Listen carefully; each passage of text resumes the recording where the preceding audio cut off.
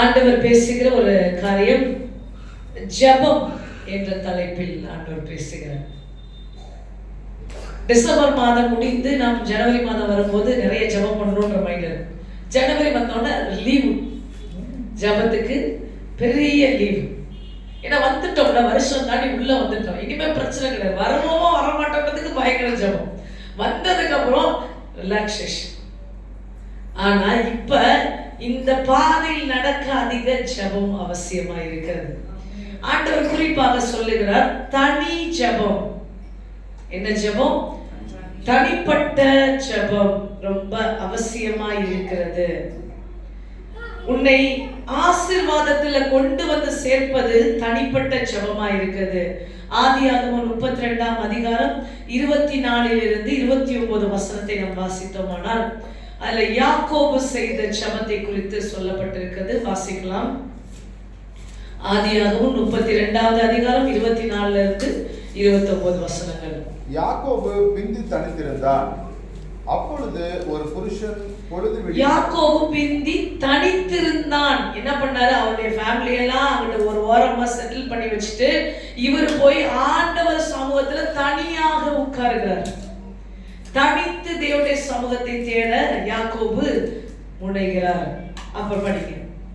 அப்பொழுது ஒரு புருஷன் பொழுது விடியும் அளவும் அவனுடனே போராடி அவனை மேற்கொள்ளாததை கண்டு அவனுடைய தொடை சந்தை தொட்டார்.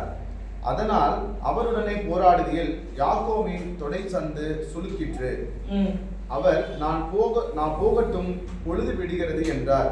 அதற்கு அவன், நீர் என்னை ஆசீர்வதித்தாலுடைய உம்மை போக விடேன் என்றான். அவர், உன் பேர் என்ன என்று கேட்டார். யாக்கோபு என்றான். அப்பொழுது அவர், உன் பேர் இனி யாக்கோபு எண்ணப்படாமல் இஸ்ரவேல் எனப்படும், தேவனோடும் மனிதனோடும் போராடி மேற்கொண்டாயே என்றார். ஆமென். ஹல்லேலூயா. நீங்கள் ஆசீர்வாதமுள்ள பாத்திரமாக மாற வேண்டும் என்றால் தனிப்பட்ட ஜெபம் மிகவும் முக்கியம். உங்கள் தனிப்பட்ட ஜெபம் தான் உங்களை ஆசீர்வாதமான ஒரு நபராக மாற்றக்கூடியதா இருக்கிறது. ஹல்லேலூயா. கேக்குறீங்களா? தனியான ஜெபம் குறைக்க உங்க ஆசீர்வாதம் குறைஞ்சிட்டே இருக்கும். ஹல்லேலூயா. அப்ப தனிப்பட்ட ஜெபம் ரொம்ப அவசியம் என்று கர்த்தர் சொல்லுகிறார். இயேசு கிறிஸ்து அநேக நேரம் தனியாக ஜெபித்தார். மத்தேயு 14:23 இயேசு கிறிஸ்து நிறைய இடத்துல தனியாக ஜெபித்தார். அவர் ஜனங்களை அனுப்பிவிட்ட பின்பு தனித்து ஜெபம் பண்ண ஒரு மலையின் மேல் ஏறி சாயங்காலம் ஆன போது அங்கே தனிமையாக இருந்தார். அப்ப உங்களுடைய தனி ஜெபம் இந்த நாட்களில் அதிகமாக வேண்டும். முதலாவது, அல்லேலூயா. இயேசு ஊழியம் செய்வதற்கு சீஷர்களை கூட்டிட்டு போயிருந்தாலும் அவர் போய் தனியா உட்கார்ந்து மலைகளில் போய் ஜெபிக்கிறாரு. வனாந்திரத்துல ஜெபிக்கிற தனி ஜெபம். தனி ஜெபத்துக்குன்னு ஒரு இடம் அவசியம், வெரி இம்பார்ட்டன்ட். இயேசு எங்க போய் ஜெபிச்சாரு? வனாந்திரத்துல போய் ஜெபிச்சாரு, மலையின் மேல ஏறி போய் ஜெபிச்சாரு. ஏன்னா இவங்க எல்லாம் யாரும் வரக்கூடாது. அல்லேலூயா. சோ தனிப்பட்ட ஜெபம் செய்யும் போது உங்க போன் எல்லாம் ஆஃப் பண்ணி வச்சுட்டு நீங்க தேவ சமூகத்துல போய் உட்கார்ந்து அவரிடத்தில் நீங்கள் பேச ஆரம்பிங்க. அல்லேலூயா. அதுதான் உங்களை ஆசீர்வாதமான பாத்திரங்களாக மாற்றக்கூடியதா இருக்கிறது. போன் எல்லாம் பக்கத்துல வச்சு ஜெபிக்காது. போன் எங்கேயாவது ரூம்ல வச்சுட்டு நீங்க ஆண்டவர் என்ன பண்ண, சீஷர்களோட தான் போனாரு. ஆனா சீஷர்கள் ஒரு இடத்துல உட்கார வச்சுட்டு அவர் பாட்டு தனியா போயிட்டார். உனக்கும் இந்த உலகத்துக்குமான தொடர்பை துண்டித்து விட்டு நீ தேவனுடைய சமூகத்தில் உட்கார்வது தான் தனி ஜெபம். ஆமென். புரிஞ்சா?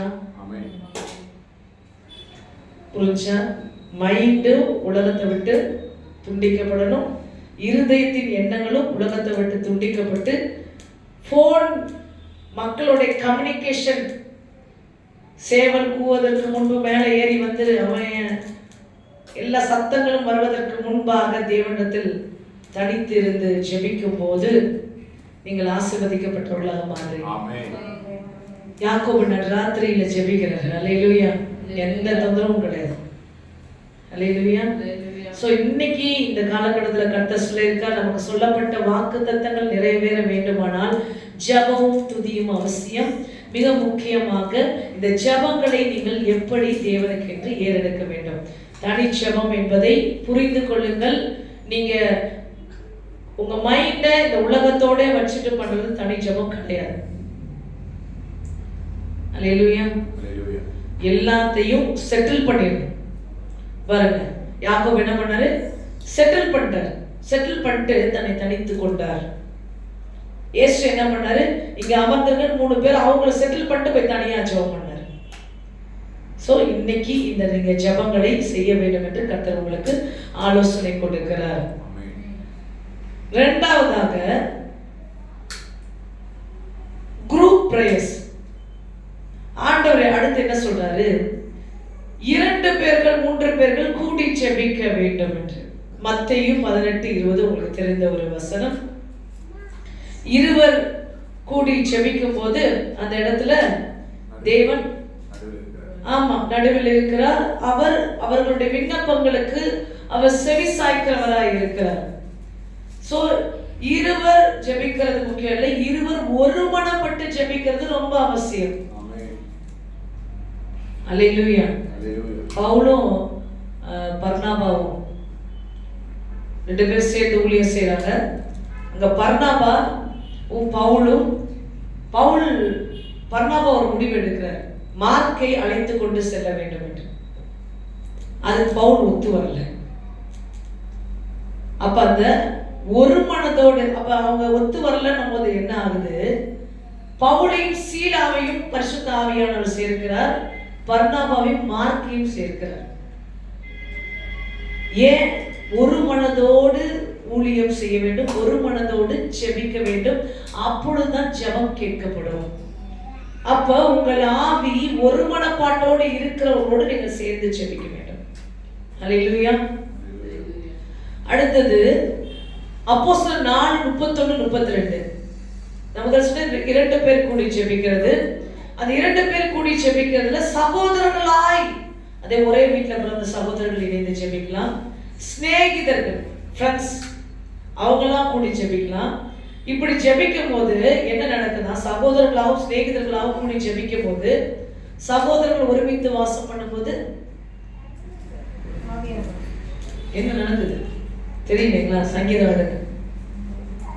சங்கீதம், அரபண சங்கீதம். ஆமா, நன்மை பிறக்கிறது. அது ஆரோனின் சிரசில் இருந்து வழிகிற தைலத்தை போல, ஆனந்த தைலம், அந்த அபிஷேக தைலம் வருதான் சகோதரர்கள் ஒருமித்து ஜெபிக்கும் போது. அப்ப ஒருமித்துன்றது வெரி இம்பார்ட்டன்டான ஒரு வார்த்தை. சோ நீங்க சகோதரர்களாக சிநேகிதர்களாக ஒருமித்து ஜெபிக்கும் போது நன்மை பிறக்குகிறது, தேவனுடைய மகிமையை காண்கிறீர்கள். லூக்கா 9:28-29 பாத்தீங்கன்னா, இயேசு கிறிஸ்து பேதுரு, யோவான், யாக்கோபை அழைத்து கொண்டு ஒரு மலை அண்டையில் போகிறார். அங்க போய் என்ன சொல்றாரு? நீங்க இங்க உட்கார்ந்துருங்க அப்படின்னு சொல்லிட்டு அவர் அங்க போய் ஜெபிக்கிறாரு. இங்க இருக்கிறவங்க 3 பேரும் சேர்ந்து ஜெபிக்கும் போது, ஆனால் ஜெபித்தது அங்க இயேசு மட்டும் ஜெபிக்கல, இவர்களும் ஜெபித்தார்கள் இங்க மறுரூப மலையில். அதனாலதான் அந்த மகிமையை காணும்படி அவர்கள் கண்கள் திறந்திருந்தது. ஜெபிக்காம தூங்கினா மகிமையை பார்த்திருக்க முடியுமா? அப்ப சகோதரர்களும் சிநேகிதர்களும் கூடி ஜெபிக்கும் போது தேவ மகிமையை காண்பீர்கள், அபிஷேகம் ஊற்றப்படும், தேவ நன்மைகள் உங்கள் வாழ்க்கையில் உண்டாகும். ஆமென். ஹல்லேலூயா. பாருங்க, அடுத்தது குடும்ப ஜெபம். இந்த ரொம்ப அவசியம். என்னது? குடும்ப ஜெபம்.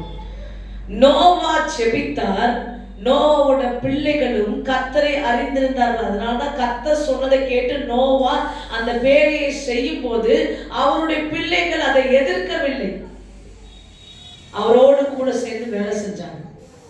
அதனால நோவாவோட பிள்ளைகளுமே கர்த்தரை அறிந்திருந்தார்கள். அவர்கள் கூடி ஜெபித்தவர்களாக தான் இருந்தார்கள். அதனால நோவாவோட குடும்பம் காக்கப்பட்டது. நீ குடும்பமா ஜெபிக்கும் போது உன் குடும்பம் கட்டப்படும், உன் குடும்பம் பாதுகாக்கப்படும், உன் குடும்பம் ரட்சிக்கப்படும். அல்லேலூயா. அப்ப குடும்பமாய் ஜெபிக்க வேண்டும் என்பதற்காக அதிகமாக நீங்க கேளுங்க. நான் சொன்னேன், தனி ஜெபம், சகோதரர்கள் சிநேகிதர்கள் சேர்ந்து ஜெபிக்கணும், இருவர் ஒருமனப்பட்டு ஜெபிக்கணும், அடுத்தது குடும்பமாக ஜெபிக்கணும் என்று. அப்போஸ்தலர் உங்களுக்கு தெரியும், 3ஆம் அதிகாரத்தில் நீங்க பாத்தீங்கன்னா சகோதரர்கள் எல்லாரும் கூடி இருந்தார்கள். நம்மளாம் யாரு? ஆவிக்குரிய சகோதரர்களும் சகோதரிகளுமாய் இருக்கிறோம். அப்படி மேல் வீட்டாரை கூடி இருந்த போது என்ன நடந்தது? அபிஷேகம் ஊற்றப்பட்டது. அப்ப சபை கூடி செபிக்கும் போது இந்த இடத்துல தேவ ஆவியானவர் அக்கினியாய் இறங்கி தரிசனங்களை கொடுக்கிறவராய் இருக்கிறார். ஆமென்.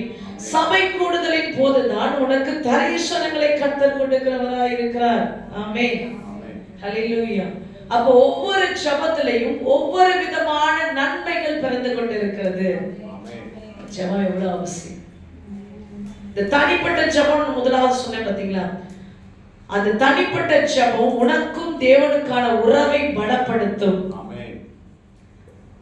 தனி மனிதனாய் நீ தேவனுடைய சமூகத்தில் அமர்ந்து ஜெபித்து அவரோட உனக்கு உறவு பலப்பட்டது என்றால் எலியாவை போல நீ எழும்புவாய். ஆமென்.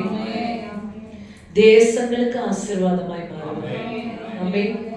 அதனால நல் உறவை தேவனோடு அதிகப்படுத்தும்படி இந்த வருஷத்தின் துவக்கத்துல நான் உங்களுக்கு ஆலோசனை சொல்லுகிறேன். தேவன் சொன்ன ஆலோசனையை, ஜெபத்தை அதிகப்படுத்துங்க. ஒரு சின்ன நேரம் கிடைச்சாலும் சேர்ந்து பேசலாம்ன்ற முடிவுக்கு வராதீங்க. நீங்க சேர்ந்து பேசுற நேரத்தை குறைத்து விட்டு சேர்ந்து ஜெபிக்கிற நேரத்தை அதிகப்படுத்தி பேசுற நேரத்தை குறைத்து விடுங்கள். அல்லேலூயா. நீங்க அரை மணி நேரம் பேசலாம், போன் எடுத்தீங்கன்னா 20 நிமிஷம் ஜெபிச்சிடுங்க, 10 நிமிஷம் ஷேர் பண்ணுங்க. அல்லேலூயா. ஆனா 28 நிமிஷம் பேசிட்டு 2 நிமிஷம் ஜெபிக்காதீங்க. அல்லேலூயா. அதுதான் உங்களை பலவீனப்படுத்துகிறது. சகோதரர்களை, ஆவிக்குரிய சகோதரர்களை, சிநேகிதர்களை, நம் உடன் பிறந்த சகோதரர்களை, குடும்பத்தை தேவன் எதற்கு கொடுத்தார்?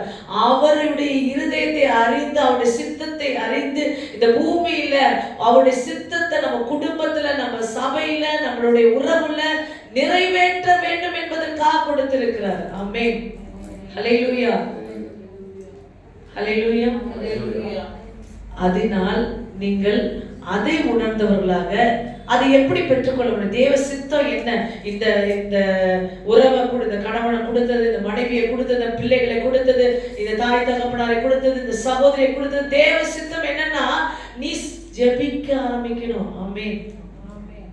அப்பதான் உனக்கு தேவ சித்தம் விளங்கும். அதை நோக்கி, அந்த சித்தத்திலே அவன் இல்லை, உனக்கு தான் தெரியுது.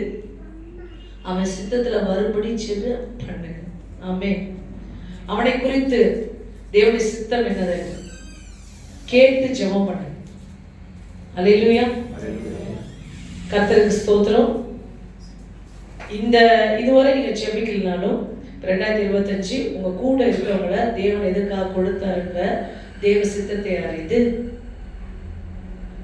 உங்க பிள்ளைங்களை எது கொடுத்தாரு அப்படின்றத கேளுங்க.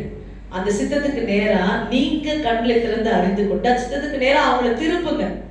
உன்னை இதை நோக்கி தான் கர்த்தர் கூப்பிடுறாரு அப்படி திருப்புங்க, ஜெபம் பண்ணுங்க.